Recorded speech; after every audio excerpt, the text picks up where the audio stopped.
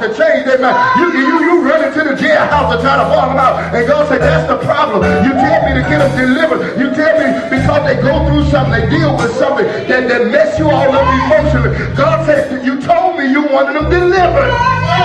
Now get out of the way and let me deliver. See this man here, he would be delivered and I would be delivered if we hadn't went to jail. I'm so glad my mama ain't put a house up and all that trying to come get me out. Let me sit my disobedient tail right there until God works on me. And when I came up out there, I said, you know what? I'm through this mess here. Are you hearing what I said? All of that was a part of my process. But too many people are messing up the process of God. Children get in trouble. You running at them, bail them out for every little thing. Let them bump their head.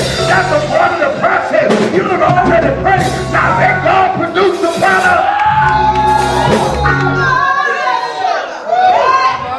I know you can't handle that. And God said, long as it's in your hands, don't mess with me. I'm not going to do nothing with it.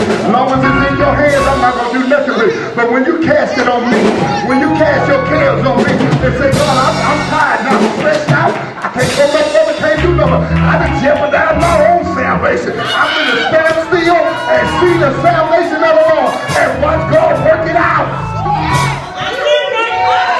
Yeah, I know. Somebody said, but you got to understand timing. Because while you're going through that time frame, the devil is going to tell you, don't go to church no more, they ain't doing no good. God don't care one way or the other what happened to your family. And if God was so loving, why you suffering this? And why you going through that? And why you putting up with this? If God that good, why he let you do this? And why he let you do that? Because you got a free will. And God don't control you, that's why. He loved you enough to let you make your own decision, even if it's a bad one. Boy, ain't nobody shouting out like I'm telling the truth. He could overthrow your will, he could boss you around, but he wouldn't be a loving father then. He said, I love you enough to let you go out there and mess yourself up, and when you come back to me, I'll still be loving you, I'll still have compassion and sympathy for you, but if you want to go back out there again and do the same thing, I'll still let you go, because I am not going to control you. God is not a control freak. He don't possess us like Satan. Satan possesses us, take authority and control us. God knows. He don't. So I'm trying to help you here with the timing of God. Let me go ahead. Look at your neighbor and say, it's been a while now, but I understand that God got a specific time. All through the Bible, God shows you how he works in time. He said, Jesus tell him, he said, I'm going to be crucified and buried, but in 3 days' time. Ain't nobody saying Jonah in the belly of the whale. In 2 days and 3 nights. But the time. All through the Bible, God, 7 days, 6 around here on the 7th-day shot. Time. Or you see what I'm saying? God works in time, and you got to understand time. And while you're crying out and call yourself praying for all what you're going through, ask God how long you got to go through it. And you can take a whole lot off of your shoulders then. Say, Lord, be honest with me. It might be painful, but I can handle it. How long I got to go through this? How long I got to suffer like this? How long I got to be mistreated like this? How long I got to be alone by myself? How long I got to constantly be attacked? How long I got to put up with this stuff that's in my house, in my life, in my family, in my daughters, in my son? How long? We don't want to know, do we? Because we get to build ourselves up as long as somebody else down. We get to exalt ourselves. Because we have that I'm better than them mentality. Exodus 13:17, and I'm almost home now. And watch this. They watch this. Moses hears from God in Exodus chapter number 3, finds out he's a deliverer. So now he has a responsibility to go to them, him and Aaron. They go to them to tell Pharaoh what God said, let my people go. I want to show you something here. Whenever there's a declaration or a proclamation from heaven, there's always going to be a demonic shift. Come on now. Some of you are in the middle of that demonic shift right now. And God permits it. God permits it. Watch this here. Just when a prophecy of favor comes on your life, then something pop up. All kind of crazy stuff start happening. Let me show you what I'm talking about. They go to the people of Israel that are in bondage. Moses and them go to the people first, and he talked to all of the elders, and he tells them, he said, look, he says, God has sent me. You're getting ready to come out. You're getting ready to go into the land that's flowing with milk and honey. And the word gets to Pharaoh, and Pharaoh said, okay, since they're getting ready to come out and getting ready to go to the land that's flowing with milk and honey, let them get ready to make bricks without straw, and the talent better not be short. So they have to go through a demonic shift. Look at your neighbor and say, you got to go through a demonic shift.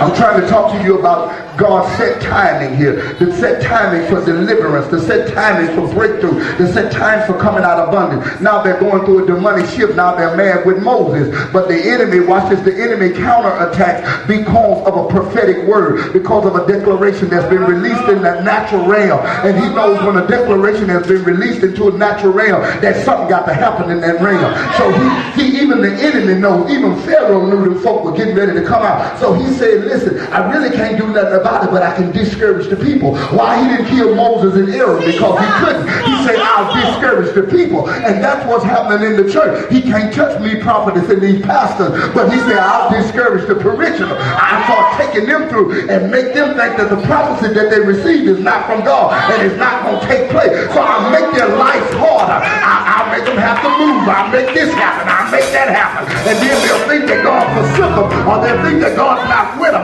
Are you hearing what I'm saying? He simply tries to watch it, make your life hard because he knows that his time is short.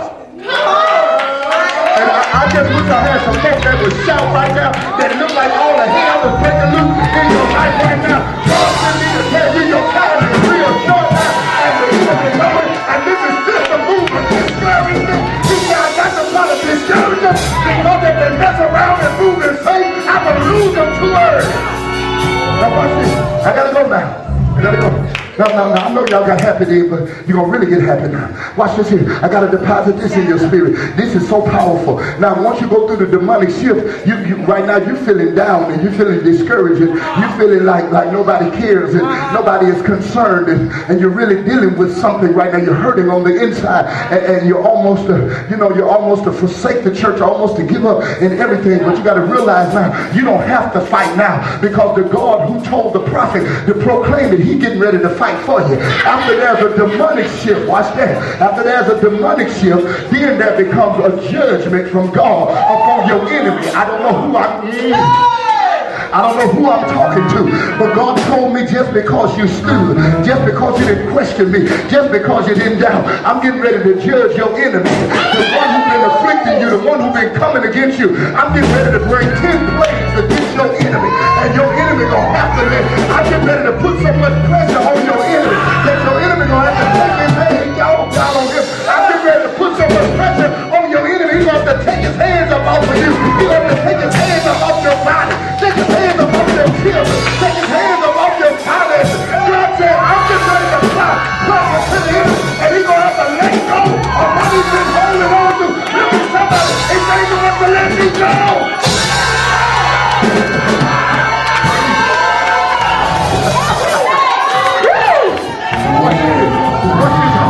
Watch this. I'm almost there, y'all. We're going to shout. I promise you, give me 5 minutes and I'm ready to go in 5 minutes.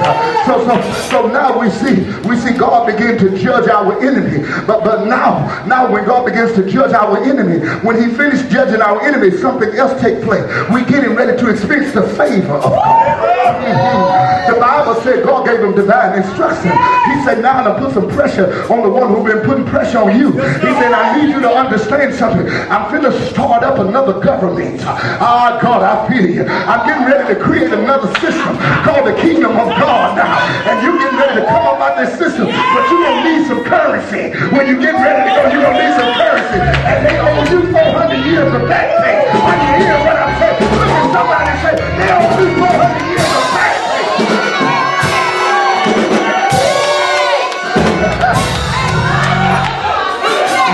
Now watch this. Watch this. This is what you're not getting. God put so much pressure on them that he sent them to the ones that he was putting pressure on. And they said, God sent me. And they said, what you want? He said, give me that silver and that gold. Give me that stuff. And the Bible said they plundered the Egyptians. Why? Because God gave them favor. Let me tell you something, that God can move so tough on your enemy. Your enemy have to back up off of you. Your enemy have to let you alone. Your enemy will pay you to get up. Where y'all want to go?